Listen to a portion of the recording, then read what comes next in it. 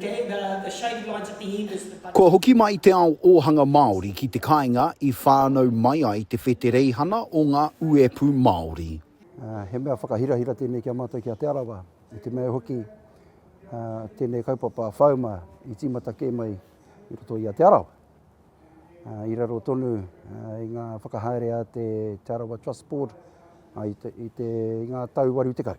Ko rāwiri waru o tūhaurangi Ngāti Wāhia me Ngāti Whakaue te reo pōhiri ki ngā kaipakihi kua hui hui mai nei ki te taumata ohanga Māori ki te marae o roto whio. I whai whakaaro rātou ki te whakakotahi mai te ao Māori, ngā taratihi o te ao Māori kia pai ai tā rātou whawhai. I roto I te kōti, whawhai ki te kāwanatanga, te whakakore haere I rā huatanga kikino nei. Ko te āhua nei, tino hariko ana, te iwi kua tai mai nei, he nui ngā kaupapa, kei muri te aroaro. Mohi ana tātou, kua pēhi tātou I tēnei kāwanatanga.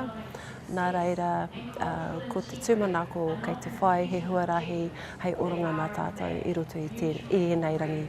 Ko Kiriwaitingi Russell o tūhaurangi Ngāti Wāhia me Ngāti Whakaue, te mema o te whetereihana o ngā uepu Māori mō te Arawa.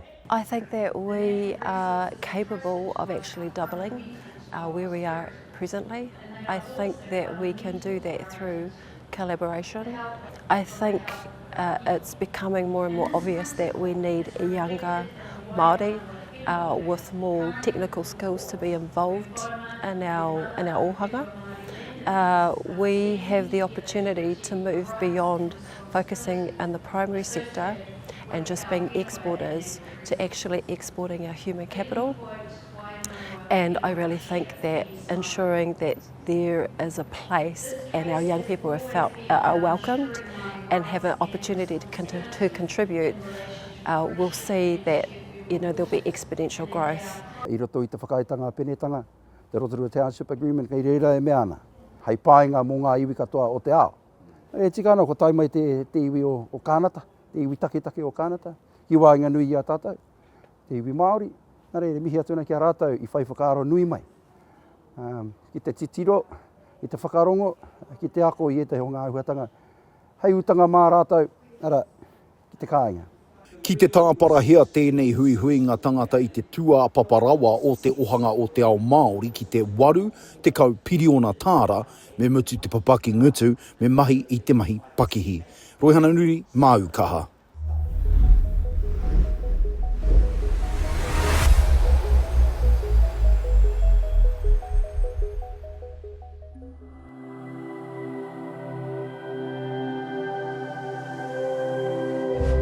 Ko te reo